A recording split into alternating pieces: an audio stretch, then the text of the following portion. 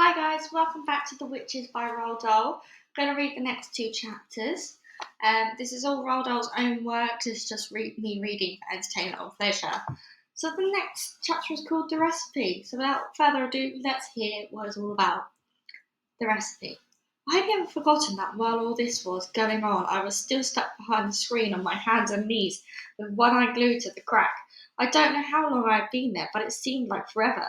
The worst part of it was not being allowed to cough or make a sound, and knowing that if I did, I was good as dead. And all the way through, I was living in constant terror that one of the witches in the back row was going to get a whiff of my presence through those special nose holes of hers. My only hope as I saw it was the fact that I hadn't washed for days, that and the never-ending excitement and clapping and shouting that was going on in the room. The witches were thinking of nothing except the Grand High Witch up there on the platform, and her great plan for wiping out all the children of England. They certainly weren't sniffing around for a child in the room. In their wildest dreams, if witches had dreams, that would never occur to any of them.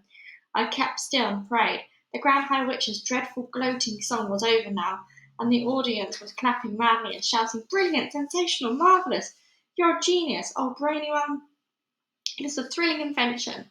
This delayed action mouse maker, it is a winner. And the beauty of it is that the teachers will be the ones who will bump the stinking little children. It won't be us doing it. We shall never be caught."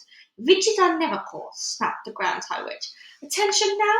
I want everybody's attention, for I'm about to be telling you what must do to prepare the Formula 86 delayed action mouse maker." Suddenly there came a great gasp from the audience. This was followed by a hubbub of screaming and yelling, and saw many of the witches leaping to their feet and pointing to the platform and crying out, "Mice! Mice! Mice! She's done it to show us! The brainy one has turned two children into mice, and there they are!" I looked towards the platform. The mice that were there all right, two of them running around near the Grand High Witch's skirts. But these were not field mice or house mice or wood mice or harvest mice. They were white mice. I recognised them immediately as being my own little William and Mary. "Mice!" shouted the audience. "Our leader has made mice appear out of nowhere. Get the mouse traps. Fetch the cheese." I saw the Grand High Witch peering down at the floor, staring with obvious puzzlement at William and Mary. She bent lower to get a closer look. Then she straightened up and shouted, "Quiet!"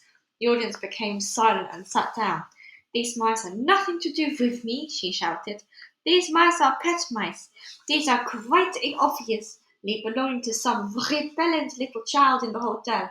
A boy, it will be certainly, because girls are not keeping pet mice." "A boy!" cried the witches. "A filthy, smelly little boy. We'll swipe him, we'll swizzle him, we'll have his tripe for breakfast." "Silence!" shouted the Grand High Witch, raising her hands. "You know perfectly well you must do nothing to draw attention to yourself while you are living in the hotel. Live by us by all means, get rid of this evil-smelling little squirt. But we must do it as quietly as possible, for we are not all us the most respectful ladies of the Royal Society for the Prevention of Cruelty to Children." "What do you suggest then, oh brainy one?" they cried out. "How shall we dispose of this small pile of filth?" "They are talking about me," I thought. "These females are actually talking about how to kill me." I began to sweat. "Whoever he is not important," announced the Grand High Witch. "Leave him to me, and I shall smell him out and turn him into mackerel and have him dished up for supper." "Bravo!" cried the witches. "Cut off his head and chop off his tail and fry him in hot butter." You can imagine that none of this was making me feel very comfortable. William and Mary were still running around the platform, and I saw the Grand High Witch aim a swift running kick at William. She caught him right on the point of toe and sent him flying. She did the same to Mary. Her aim was extraordinary. She would have made a great football player. Both mice crashed against the wall, and for a few minutes they lay stunned. Then they got to their feet and scampered away. "Attention again!" the Grand High Witch was shouting. "I will now give you the recipe for concocting the Formula 86 delayed action mouse maker. Get out hand and handbag." Handbags were opened all over the room, and notebooks were fished out. "Give us the recipe, old brainy one!" cried the audience impatiently. "Tell us the secret." "First," said the Grand High Witch, "I had to find something that would cause the children to become very small very quickly." "And what was that?" cried the audience. "That part was simple," the Grand High Witch. "All you have to do is If you are wishing to make a child very small, it is to look at him through the wrong end of the telescope. She is a wonder, cried the audience. Who else could have thought of a thing like that? So you take the wrong end of the telescope, continued the Grand High Witch, and you boil it until it goes soft. How long does it take? They asked her. 21 hours of boiling, answered the Grand High Witch. And while this is going on, you take exactly 45 brown mice and you chop their tails off with a carving knife, and you fry the tails in the hair oil until they're nice and crisp. What do we do with those mice who have had their tails chopped off? Asked the audience. You simmer them in frog juice for 1 hour, came the answer. But listen to me. So far I have only given you the easy part of the recipe.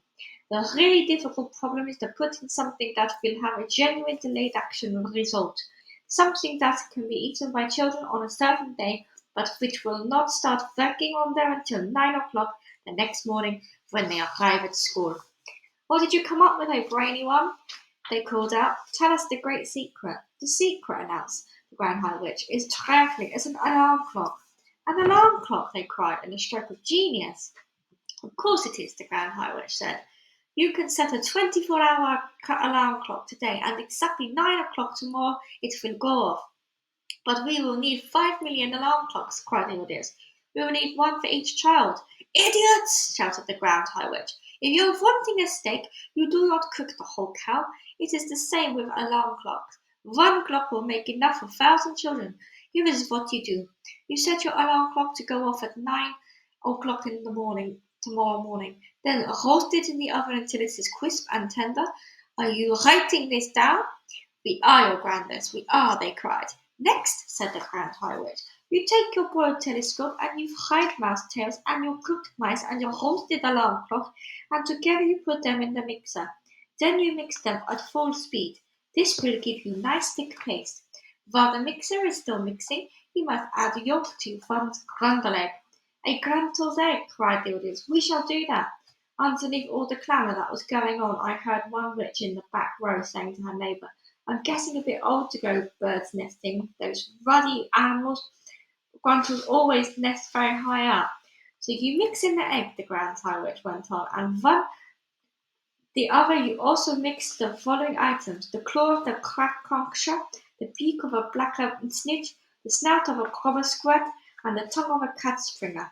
I trust you are not having any trouble finding those. None at all, they cried out.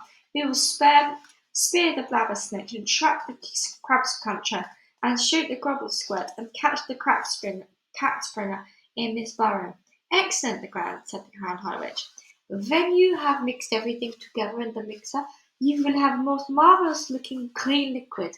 Put just one tiny titchy droplet in this liquid onto a chocolate or a sweet, and at 9 o'clock the next morning the child who ate it will turn into a mouse in 26 seconds. With one word of warning, never increase the dose. Never put more than one drop onto each sweet or chocolate, and never give more than one sweet or chocolate to each child. An overdose of delayed action mouse maker will mess up the timing of the alarm clock and cause the child to turn into a mouse early. A large overdose might even then have instant effect, and you wouldn't want that, would you? You wouldn't want the children turning into mice right there in your sweet shops. That would give the game away. So be very careful. Do not overdose. Next chapter. Bruno Jenkins disappeared. The Grand High Witch was starting to talk again. I am now going to prove to you, she said, that this recipe is working to perfection. You understand, of course, that you can set the alarm clock to go off at any time. So yesterday I personally preparing a small quantity of magic formula in order to give you a public demonstration. But I am making one small change to the recipe. Before I am roasting the alarm clock, I am setting it to go off, not at 9 o'clock the next morning, but 3:30 in the next afternoon, which means 3:30 this afternoon, and that, she said, glancing at her watch, is precisely 7 minutes' time. The audience of witches was listening intently, sensing that something dramatic was about to happen. So what am I doing yesterday with this magic liquid? Asked the Grand High Witch. I will tell you what I am doing. I am putting one droplet of it in the very squishy chocolate bar, and I am giving this bar to a repulsive, smelly little boy who is hanging around the lobby of the hotel. The Grand High Witch paused. The audience remained silent, waiting for her to go on. I watched this repulsive little brute gobbling up the squishy bar of chocolate, and when he had finished, I said to him, "Was that good?" He said it was great. So I said to him, "Would you like some more?" And he said yes. So I said, "I will give you 6 more chocolate bars like that if you will meet me in the ballroom of this hotel at 3 tomorrow afternoon." "6 bars!" cried this great little swine. "I will be there. You bet I'll be there." "So the sages said," shouted the Grand High Witch. "The proof of the pudding is about to begin. Do not forget that I am hosting the alarm clock yesterday. I am setting it for 3:30 today. It is now," she glanced again at her watch, "it is now exactly 25 minutes past 3, and the nasty little stinker who will be turning into a mouse in 5 minutes' time should be at this very moment be standing outside the doors." And by gum, she was absolutely right. The boy, whoever he might be, was already rattling the door handle and banging on the doors with his fist. "Quick!" shrieked the hand Harriet. "Put on your wigs! Put on your gloves! Put on your shoes!" There was a great rustle and bustle of putting on wigs and gloves and shoes, and I saw the Grand High Witch herself reach for her face mask and put it over that revolting face of hers. Oh, really sorry, guys, that's my alarm clock. Myself, actually, I'm not the Grand High Witch, just saying. Let's keep going. All of a sudden, she became once again a rather pretty young lady. "Let me in," came the boy's voice from behind the doors. "Where are those chocolate bars you promised me? I'm here to dish them out." "He is not only smelly, he is also greedy," said the Grand High Witch. Excuse me, sorry. "Remove the chains from the doors and let him come in." The extraordinary thing about the mask was that his lips moved quite naturally when she spoke. You really couldn't see it was a mask at all. One of the witches leapt to her feet and unfastened the chains. She opened the 2 huge doors. Then she heard her saying, "Well, hello, little man. How lovely to see you. You have come for your chocolate bars, have you not? They are all ready for you. Do come in." A small boy wearing a white t-shirt and grey shorts and gym shoes entered the room. I reckoned him as once. He was called Bruno Jenkins, and he was staying in the hotel with his parents. I didn't care for him. He was one of those boys who is always eating something when you meet him. Meet him in the hotel lobby, and he is stuffing sponge cake into his mouth. Pass him in the corridor, and he is fishing potato crisps out of a bag by the fistful. Catch sight of him in the hotel garden, and he is wolfing a dairy milk bar, and has 2 more sticking out of his trouser pocket. What's more, Bruno never stopped boasting about how his father made more money than my father, and that they owned 3 cars. But worse than that, yesterday morning I found him kneeling on the flagstones of the hotel terrace with a magnifying glass in his hands. There was a column of ants marching across one of the flagstones, and Bruno Jenkins was focusing the sun through his magnifying glass and roasting the ants one by one. "I like watching them burn," he said. "That's horrible," I cried. "Stop doing it." "Let's see you stop me," he said. At that point I pushed him with all my might, and he crashed sideways onto the flagstones. His magnifying glass had splintered into many pieces, and he leapt up, shrieking, "My father is going to get you for this." Then he ran off, presumably to find his wealthy dad. That was the last time I had seen Bruno Jenkins until now. I doubted very much that he was about to be turned into a mouse, although I must confess that I was secretly hoping it might happen. Either way, I didn't envy him being up there in front of all those witches. "Darling boy," cooed the Grand High Witch from up the platform, "I have your chocolates all ready for you. Do come up here first and say hello to all these lovely ladies." Her voice was quite different now. It was soft and gentle and absolutely dripping with syrup. Bruno was looking a bit bewildered, but he also allowed himself to be led up on the platform, where he stood beside the Grand High Witch and said, "Okay, where are my 6 bars of chocolate?" I saw the witch who had let him in quietly putting the chain back on the door handles. Bruno didn't notice this. He was too busy asking for his chocolates. "The time is now 1 minute before 3:30, announced the Grand High Witch. "What the heck's going on?" Bruno asked. He wasn't frightened, but he was looking exactly comfortable either. "What is this?" he said. "Give me my chocolate." 30 seconds ago," cried the Grand High Witch, gripping Bruno by the arm. Bruno shook himself clear and stared at her. She stared back at him, smiling with the lips on her mask. Every witch in the audience was staring at Bruno. 20 seconds, cried the Grand High Witch. "Give me the chocolate," shouted Bruno, becoming suddenly suspicious. "Give me the chocolate and let me out of here." 15 seconds, cried the Grand High Witch. Will one of you crazy punks kindly tell me what all this is about? Shouted Bruno. 10 seconds, cried the brown tie witch. 9, 8, 7, 6, 5, 4, 3, 2, 1, 0. We have ignition. I could have sworn I heard an alarm clock ringing. I saw Bruno jump. He jumped as though someone had stuck a hat pin deep into his bottom and yelled, "Ow!" He jumped so high that he landed on a small table up there on the stage, and he started hopping about on the top of his table, waving his arms and yelling head off. Then suddenly he became silent. His whole body stiffened. "The alarm has gone off," shrieked the brown-tied witch. "The mouse maker is beginning to work." She started hopping about on the platform and clapping her gloved hands together, and then she shouted out, "This smelly brat, this filthy scum, this horrid little louse will very soon become a lovely little mouse." Bruno was getting smaller by the second. I can see him shrinking. Now his clothes seemed to be disappearing, and brown fur was growing all over his body.